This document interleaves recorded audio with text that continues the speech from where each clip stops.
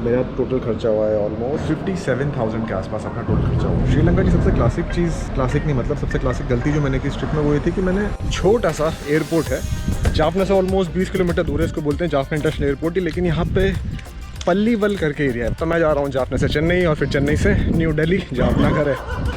जाफना का एयरपोर्ट तो भाई बहुत छोटा सा है, जस्ट पीछे वाले गेट से अपन एंटर किया और यहीं पे सिक्योरिटी चेक इन भी है, तो कुछ है नहीं इसकी साइज़, छोटी सी साइज़ है, बट ये भी अपने आप में इंटरेस्टिंग एक्सपीरियंस है। कुछ एयरपोर्ट्स बहुत छोटे होते हैं, कुछ बहुत बड़े होते हैं। दिल्ली का बहुत शानदार है और बेंगलोर का अच्छा था। जब मैं आया था तब मैं दिल्ली से बेंगलोर, बेंगलोर से कोलंबो आया था। अपन जा रहे हैं जाफना से चेन्नई और चेन्नई से न्यू दिल्ली। 3 घंटे का लेवर है अपना चेन्नई में, तो चेन्नई में भी मज़े करेंगे 3 घंटे। ये अपना एंट्री का गेट था बस यहाँ पे अच्छी खासी सिक्योरिटी है पूरे। मैं जब आ रहा था रोड पे भी दिख रहा था कि जंजीरें लगा रखी थी और उसके पीछे आर्मी के ऑफिशियल्स खड़े थे, क्योंकि ऑब्वियसली 10 साल ही हुए हैं यहाँ पे, सिचुएशन नॉर्मल हुए बहुत लंबा सिविल वॉर चला है, 25 सालों तक का सिविल वॉर। उसके बारे में डिटेल अपन ने बात की थी पिछले वीडियो में, पर खैर अभी यहाँ पे पीस है एंड आई होप नॉर्थ और साउथ दोनों पीसफुली आगे बढ़ रहे हैं और होपफुली इकोनॉमिकली दोनों अच्छा करें, क्योंकि श्रीलंका खूबसूरत बहुत है। बड़े एयरपोर्ट्स का अपना मज़ा है, पर छोटे एयरपोर्ट का भी अपना ही मज़ा है भाई। यहाँ पे कुछ था ही नहीं, कुछ हुआ ही नहीं। एक छोटा सा ड्यूटी फ्री था, सिक्योरिटी चेक किया और डायरेक्टली पहुँच गए गेट्स पे। एक ही गेट है, एक ही फ़्लाइट चलती है यहाँ से चेन्नई की, और मेरे जस्ट साइड में रनवे है। ये रनवे है भाई सामने, और एक गेट है इधर। चलो अपनी फ़्लाइट तो थोड़ी देर में निकलेगी यहाँ से, पर मैं अपना हिसाब लगा रहा था अभी मेरा कितना खर्चा हुआ। तो जस्ट गो डाउन, मेरा टोटल खर्चा हुआ है ऑलमोस्ट 57,000 के आसपास अपना टोटल खर्चा हुआ है। गजब माहौल है भाई। मेरे को वॉशरूम जाना था और वॉशरूम जो है वो थोड़ा क्या जस्ट गेट्स के बाहर है सामने, बट देन देयर साइड की वो बाहर का एरिया है, तो आपको अलग से ट्रांजिट का हम टैग देंगे और आप हमें अपना बोर्डिंग पास जमा करा के चाहिए। तो मैं उनको बोर्डिंग पास दे के यहाँ पे वॉशरूम में आया हूँ। मज़ा आ रहा है, इट्स गुड।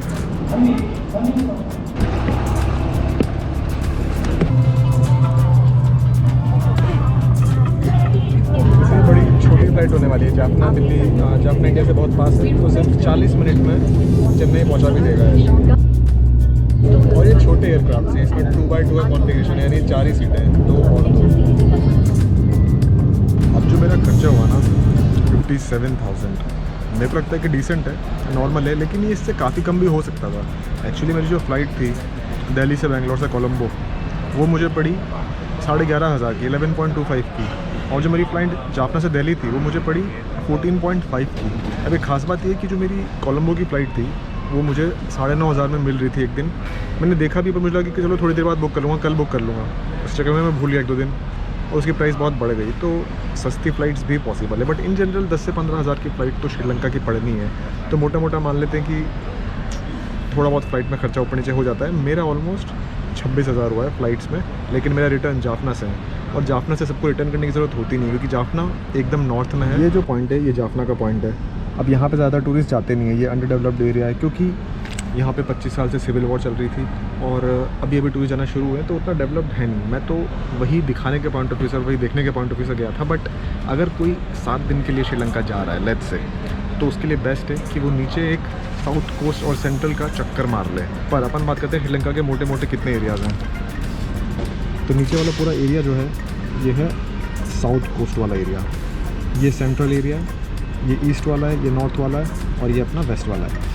अब काफ़ी लोग जो करते हैं ट्रिप वो ऐसी वाली सर्कुलर वाली करते हैं, क्योंकि यहाँ पे बहुत मेजर एरियाज़ है श्रीलंका के टूरिज़्म के, पर ईस्ट में भी है और उसके अलावा एकदम ऊपर की तरफ भी है। यहाँ पे इसके बीच में एक अनुराधापुरा है, ये बहुत फेमस एरियाज़ है। श्रीलंका की सबसे क्लासिक चीज़, क्लासिक नहीं मतलब सबसे क्लासिक गलती जो मैंने की इस ट्रिप में वो ये थी कि मैंने पहले ही फ़्लाइट कोलंबो जाने की और जाफना से रिटर्न की कर ली। मुझे लगा था कि छोटा देश है, छोटा तो है, लेकिन मेरे को लगा था कि आराम से कनेक्टिविटी होगी, ट्रेन्स होगी, बसेज होगी, बट वो सच नहीं है। अभी श्रीलंका को काफ़ी डेवलप करना है। साउथ में इट्स फैंटास्टिक, पूरा देश वेरी वेल मेंटेन्ड है, साफ़ सुथरा है, लेकिन उतनी ट्रेन कनेक्टिविटी नहीं है, बहुत कम है इंडिया के कंपैरिजन में। ऐसा नहीं कि आपको धड़ल्ले से ट्रेन मिली जा रही है। तो अगर आप नॉर्थ से साउथ जाने का सोच रहे हो या साउथ से नॉर्थ जाने का सोच रहे हो, तो बहुत ही लिमिटेड ट्रेन्स है और बहुत ही कम ट्रेन्स मिलती है, तो इसलिए वो सही प्लान नहीं है। अगर कोई लंबे ट्रिप पर जा रहा है 2 हफ्ते 3 हफ्ते या 1 महीने, तो वो सब घूम सकता है, otherwise it's absolutely not feasible to travel east और नॉर्थ अगर आप सिर्फ 7 दिन के लिए जा रहे हो तो। क्यों? क्योंकि कोलंबो जाना ही जाना है आपको, क्योंकि आपको सिर्फ फ़्लाइट कोलंबो की ही मिलनी है। इंटरनल फ़्लाइट श्रीलंका में चलती नहीं है, कोई इंटरनल फ़्लाइट नहीं, इंटरनल सिर्फ बसेस और ट्रेन्स, 2 ही ऑप्शन है। या फिर आप टैक्सी कर सकते हो जो बहुत महंगी पड़ती है, private taxi, it's very costly there. अब मैं ना अपने खर्चे की बात करता हूँ। मेरा जो रहने में खर्चा हुआ ना, मैं हॉस्टल्स में रहा और 1-2 जगह मैंने प्राइवेट रूम भी ले लिए थे, और जाफना में तो हॉस्टल्स है नहीं उतने, तो मेरा टोटल स्टे पे खर्चा हुआ 8,000 का। तो मेरी 10 दिन की ट्रिप थी और ऑलमोस्ट 9 रातों का स्टे हुआ, तो 8,000 का खर्चा, नहीं पर डे ऑलमोस्ट आप मान के चलो कि 800 रुपये के आसपास का खर्चा हुआ है। वहीं पर अगर 2 जने जा रहे हैं तो 2,500 के आसपास भी अच्छे खासे रूम मिल सकते हैं, और 3,000 तो बहुत अच्छा बजट है, इससे सस्ते भी मिल सकते हैं। बट मोटा मोटा अगर कोई सोलो ट्रिप पर जा रहा है 1 हफ्ते की, तो 800 × 7 आप कर सकते हैं, और अगर 2 जने जा रहे हैं तो लेट्स से कि आप 1500 × 7 कर सकते हो। और इसके अलावा वहाँ का इंटरनल लोकल ट्रांसपोर्ट सस्ता है, उतना महंगा नहीं है। इंडिया के कंपेरिजन से थोड़ा महंगा है। ऑटोज़, टुक टुक थोड़े महंगे हैं इंडिया से, 20 से 25% या 30-40% महंगे हैं। बट मोटा मोटा देखा जाए तो मैंने बस और ट्रेन्स में मैंने सारी रिजर्व ट्रेन्स बुक की। 3 जगह मैंने ट्रेन्स बुक की, एक फ़र्स्ट क्लास यूज़ किया, एक सेकंड क्लास, एक थर्ड क्लास, तीनों ही कंफर्टेबल थे, फर्स्ट क्लास बेस्ट था। और मैंने 3 जगह बसेस भी यूज़ की, और मेरा टोटल इधर उधर जाने में खर्चा जो हुआ वो हुआ सिर्फ और सिर्फ 2,000 रुपये। तो 2,000 पूरा मैंने इतने सारे शहर कवर किए, तो इट वाज अ डिसेंट खर्चा, बहुत ज़्यादा खर्चा नहीं था वो। 2,000 इज़ गुड इनफ। लेकिन मैं कहूँगा कि श्रीलंका की buses was absolutely challenge for me, क्योंकि मुझे बहुत ज़्यादा भड़बड़ पसंद नहीं है गानों की। और उनकी बसेस में स्पेसिफिकली साउथ में बहुत लाउड गाने चलाते हैं बसेस में, तो आधे घंटे के बाद मेरा तो सर बहुत दुखा उसमें। तो 3 महीने बसेस जर्नी की, और तीनों जर्नी के बाद मेरा दिमाग बहुत दुखा पूरे दिन। बट खैर वो हर किसी का अपना अपना कंफर्ट जोन है। बसेस भी डिसेंट है, बुरी नहीं है, पर बहुत कंफर्टेबल भी नहीं है। तो long distance buses can be a challenge, पर ट्रेन्स अच्छी है, और ट्रेन्स पहले बुक कर लो तो बेस्ट है। और एक बहुत फेमस जर्नी होती है वहाँ पे कैंडी से एला की, जिसको आप नूरवा इलिया से एला तक भी कर सकते हैं। नूरवा इलिया जाके वो उसके टिकट्स मिलते नहीं है, तो पहले ही बुक कर लेंगे तो बेस्ट आएगा, क्योंकि वो बहुत फेमस जर्नी है and one of the most beautiful train journeys in the world में से एक मानी जाती है। अगर किसी को श्रीलंका देखना है फ्रॉम द पर्सपेक्टिव ऑफ कि आपको वहाँ का नेचर भी दिख जाए, कल्चर भी दिख जाए, और आप घूम भी लो आराम से विद टूरिस्टी स्पॉट्स, यानी जहाँ पे आपको सुविधा भी मिले टूरिस्ट, क्योंकि नॉर्थ में उतना कुछ मिलेगा नहीं आपको। नॉर्थ में थोड़ा डेवलपमेंट कम है, अभी हो रहा है धीरे धीरे, तो नॉर्थ में आपको थोड़ा चैलेंजिंग होगा घूमना। बट यहाँ से अगर आप जाते हो कोलंबो से पहले कैंडी से नूरवा इलिया, यहाँ से एला बहुत खूबसूरत है, कैंडी भी बहुत ज़रूरी है जाना। वहाँ से आप गाले आ सकते हो, या नीचे साउथ कोस्ट में कहीं भी आ सकते हो, और फिर कोलंबो से आप रिटर्न कर सकते हो, क्योंकि रिटर्न करने की 2 ही जगह, या तो कोलंबो से रिटर्न करोगे या जाफना से, और जाफना से सिर्फ चेन्नई की फ़्लाइट मिलती है। तो जो लोग हैं वो कोलंबो में से ही आते हैं और कोलंबो से ही रिटर्न करते हैं, इसलिए ये circle is the best circle. यहाँ पे आओ, सर्कल काटो और यहाँ से एग्जिट कर दो। तो ultimately by and large Colombo पे ही आपको आना पड़ेगा, और कोलंबो से ही जाना पड़ेगा अगर आप नॉर्थ में नहीं जा रहे हो तो। अब श्रीलंका में ना सेंट्रल में ही बहुत सारी चीज़ें देखने की, वहाँ पे सेकेरिया फोर्ट बहुत फेमस है, वहाँ पे हाइकिंग के बहुत सारे ट्रैक्स हैं। अनुराधापुरा काफ़ी फेमस जगह एक, और वहाँ पे लोग जाते हैं, बट ये थोड़ा ऊपर की तरफ है। And if time permits definitely vegetable. पर अगर आप अपनी ट्रिप प्लान करते हो कोलंबो से कैंडी से एला से साउथ कोस्ट से कोलंबो, तो ये 7 दिन की ट्रिप अगर अपन लेके चलें, तो अगर आपकी आने जाने की फ़्लाइट पड़ रही है 25,000 की, और आपका स्टे 7 दिन का पड़ रहा है आपको, अगर आप हॉस्टल्स में रुक रहे हैं तो आपको पड़ रहा है अगर लेट्स से 3,000 का, तो आपका हॉस्टल और आने जाने का खर्चा फ़्लाइट्स का, और अगर आपकी जर्नीज़ पड़ रही है तो पूरी 2,000 की, तो ये होता है तकरीबन 30,000 के आसपास, जो कि बहुत कम हो सकता है अगर आप साउथ इंडिया के किसी बड़े शहर के पास रहते हो। मैं दिल्ली से ऐसे मुझे महंगा पड़ा, अगर आप चेन्नई या बेंगलोर के आसपास रहते हो तो आपकी फ़्लाइट का आराम से 5-6 हज़ार रुपये खर्चा कम हो जाएगा आने जाने का, which is a significant amount of saving. तो साउथ इंडिया से अगर आप हैं तो सस्ती फ़्लाइट से, और नॉर्थ इंडिया से हैं तो बहुत महंगी नहीं है, बट हाँ 25,000 एटलीस्ट आप अप एंड डाउन मान के चलो। श्रीलंका में ऑटो और कैब ना इंडिया से महंगी पड़ने वाली है। ऑटो के लिए वहाँ पे या तो उबर है बड़े शहरों में, और छोटे शहरों में पिक मी ऐप काम करती है उनकी लोकल टैक्सी, उसका खर्चा होगा। अब आप हर दिन 3-4 जगह विज़िट कर रहे हो तो मान के चलो कि श्रीलंकन रुपीज़ में 2,000 रुपये लग जाएंगे श्रीलंका, या इंडियन रुपीज़ में 600-700 रुपये लग जाएंगे। पब्लिक ट्रांसपोर्ट की बसेस भी है, वो भी एक ऑप्शन है, अगर वो भी यूज़ कर सकते हो तो फिर और सस्ता पड़ेगा। पर हाँ, pick me is a good option, उसमें आप आराम से बाइक वाला भी ऑप्शन यूज़ कर सकते हैं। उसके अलावा मेरा खर्चा हुआ था 600 रुपये ट्रैवल इंश्योरेंस, मैंने लिया था टाटा AIA का ट्रैवल इंश्योरेंस लिया था। वो भी ले लो तो ठीक रहता है, ऐसा मुझे ज़रूरत नहीं पड़ी, पर हर बार मैं लेता ही हूँ ट्रैवलिंग में। Insurance is good to keep. खाने पीने का खर्चा श्रीलंका में हो भी सकता है ज़्यादा, हो सकता है ना हो, क्योंकि वहाँ पे सस्ते खाने भी हैं और महंगे खाने भी हैं। लेकिन even though at certain high and mall के रेस्टोरेंट्स में भी मुझे उतना महंगा महसूस नहीं हुआ खाना। आप आराम से एक दिन का खाना अपना 1,500 रुपये में कर सकते हैं इंडियन रुपीज़ में, 1,500 रुपये के ऊपर नहीं लगेगा। और वहाँ की local string hoppers idli appam या ये सारी चीज़ें तो बड़ी सस्ती थी। तो bye and large I don't think so कि आपका पर डे 1500 के ऊपर खाने का खर्चा आने वाला है। अगर आप बहुत हाई एंड लग्जूरियस खाना नहीं खाएंगे तो 1500 भी बहुत ज़्यादा बोला है मैंने, उससे कम में भी आराम से हो सकता है। तो लेट्स से कि अपन एक बार दिल्ली के पर्सपेक्टिव से देखते हैं, मुंबई के पर्सपेक्टिव से देखते हैं। आप मुंबई या दिल्ली से आ रहे हैं घूमने श्रीलंका और आपने कोलंबो की फ़्लाइट बुक की 1 और 2 वे, बोथ वेज अपनी फ़्लाइट पड़ रही है 25,000 की, आपका स्टे पड़ रहा है 3,000 का और आपका इंटरनल जर्नी से खर्चा पड़ रहा है 2,000 का, ये होता है 30,000।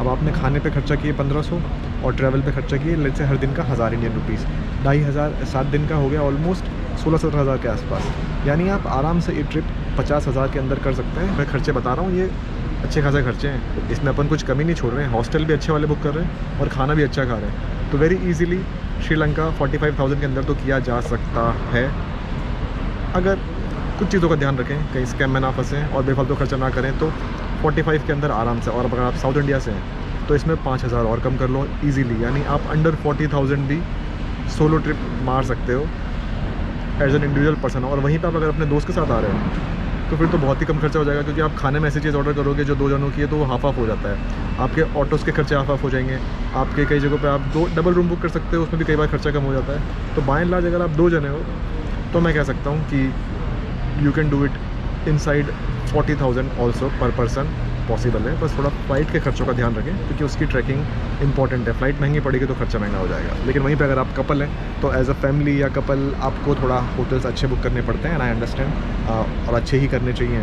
सेफ्टी बहुत इंपॉर्टेंट चीज़ है। तो आपका खर्चा by and large I think 10 से 15,000 रुपये पड़ जाएगा, उससे ज़्यादा नहीं पड़ेगा। तो एज अ कपल भी आप इंडिविजुअली विद इन 55K या 60K के अंदर ये ट्रिप बड़ी आराम से कर सकते हैं, जो कि श्रीलंका का I think one of the finest route यही है कि आप कोलंबो आएँ, कोलंबो से कैंडी जाएँ और कैंडी से नुवारा इलिया, मुझे बड़ा अच्छा लगा था।